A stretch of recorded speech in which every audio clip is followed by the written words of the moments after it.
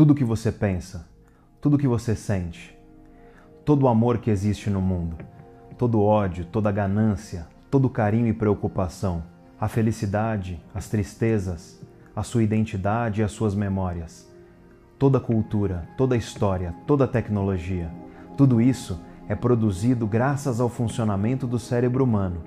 Então, se você deseja conhecer melhor a si próprio e as outras pessoas, é muito importante entender como funciona o cérebro. E a principal unidade de funcionamento do cérebro é uma célula chamada neurônio.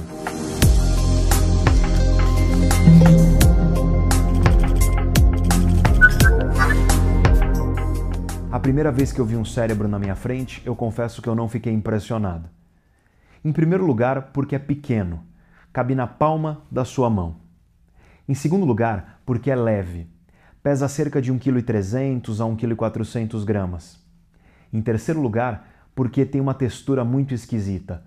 Parece um pouco esponja e um pouco gelatina. Lembra queijo tofu. É essencialmente um pedaço de carne feio, leve, pequeno e estranho. Mas eu gostaria que você parasse para pensar que é graças ao funcionamento dessa coisa que você está me ouvindo e me entendendo agora. É graças ao funcionamento do seu cérebro que você é capaz de entender as mais diferentes ideias, que você é capaz de ouvir uma música ou apreciar uma obra de arte. Se você olha sua esposa, sua namorada ou seus filhos e sente amor, é porque seu cérebro está funcionando. O cérebro é capaz de contemplar a vastidão do universo e as ideias mais complexas da filosofia e da ciência. O cérebro é capaz, aliás, de tentar compreender o seu próprio funcionamento, como nós estamos fazendo aqui. O cérebro é capaz de pensar a respeito do fato de que ele pensa, naquilo que provavelmente é o grande santo graal das neurociências, a autoconsciência.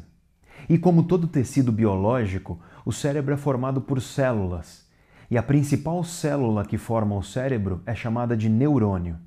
É muito difícil contar o número de neurônios que o cérebro possui. Nós temos apenas algumas boas estimativas.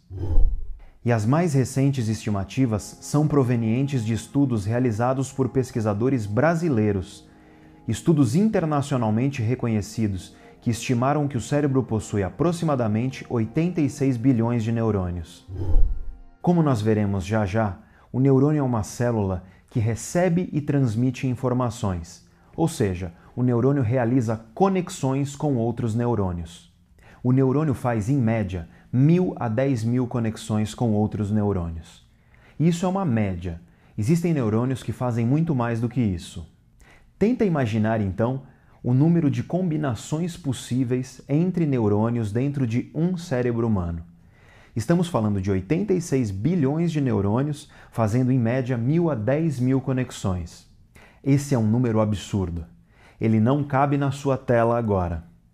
Nós estimamos hoje que o número de combinações possíveis entre neurônios dentro de apenas um cérebro humano é maior do que o número de grãos de areia que nós temos no oceano.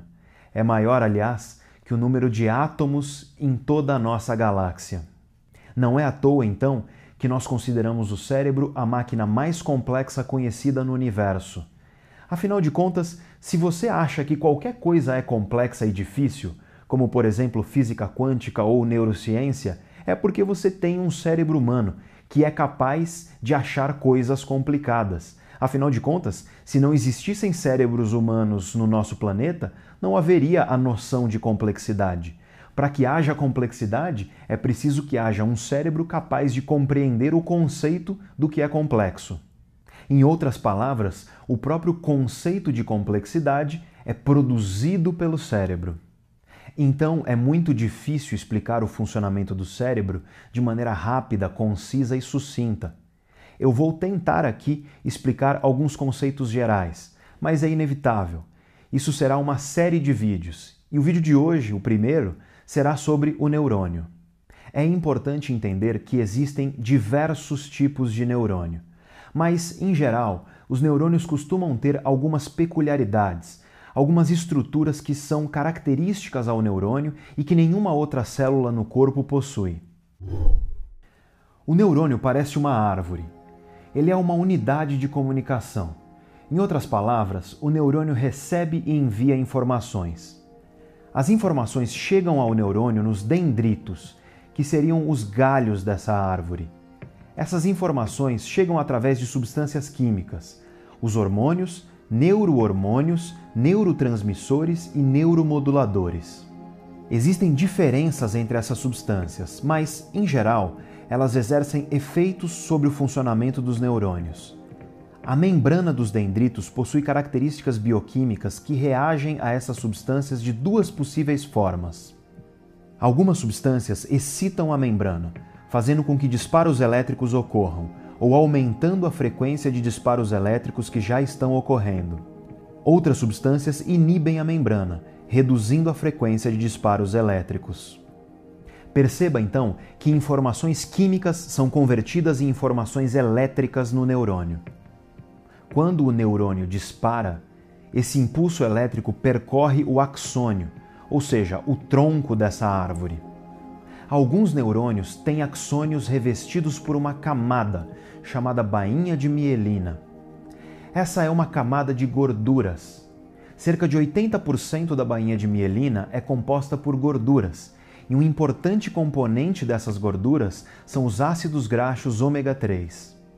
Essa é uma das razões pelas quais muitos profissionais de saúde hoje em dia recomendam o consumo regular de alimentos que são ricos em ácidos graxos ômega 3, como por exemplo os peixes ou então certos tipos de grãos. A mielina serve como uma espécie de camada de isolamento elétrico, mais ou menos como a borracha que reveste o cabo do seu carregador de celular. E é por isso que quando você encosta no cabo, você não leva um choque. Algumas doenças causam a degeneração da bainha de mielina, ou seja, a degeneração dessa camada de gordura que reveste os axônios de alguns neurônios no nosso cérebro. Um exemplo disso é a esclerose múltipla. A gordura animal in natura costuma ter uma cor branca, esbranquiçada. É só você lembrar, por exemplo, da carne do salmão. A carne do salmão tem aquela cor rosada com faixas brancas. Cada uma daquelas faixas brancas é gordura. É por isso que uma das formas de dividir o cérebro é entre a massa cinzenta e a massa branca. A massa branca é composta por neurônios que possuem bainha de mielina, enquanto a massa cinzenta é composta por neurônios naturalmente não mielinizados, ou seja, que não possuem esse revestimento de gordura. O impulso elétrico, então, percorre o axônio, o tronco dessa árvore, em direção ao que seria a raiz da árvore, que nós chamamos de botões terminais. Nos botões terminais, nós encontramos pequenas vesículas, onde são fabricadas substâncias químicas, como os neurotransmissores. Quando o impulso elétrico chega nessas vesículas, elas liberam substâncias químicas nos espaços microscópicos que existem entre um neurônio e o outro. Esses espaços microscópicos entre um neurônio e o outro são chamados de sinapses ou então fendas sinápticas. Neste exato momento, está acontecendo no seu cérebro uma verdadeira orquestra de reações químicas que produzem impulsos elétricos. Milhões de disparos a cada segundo, e são esses disparos, em frequências, circuitos e combinações diferentes, que produzem aquilo que nós chamamos de realidade. E se você quiser ler mais sobre isso, eu vou recomendar aqui um livro que eu já recomendei em outro vídeo, o vídeo chamado O que são emoções e sentimentos. O livro é o Princípios de Neurociências, um verdadeiro clássico se você quer se aprofundar nessas questões. Como sempre, você encontra essas e outras referências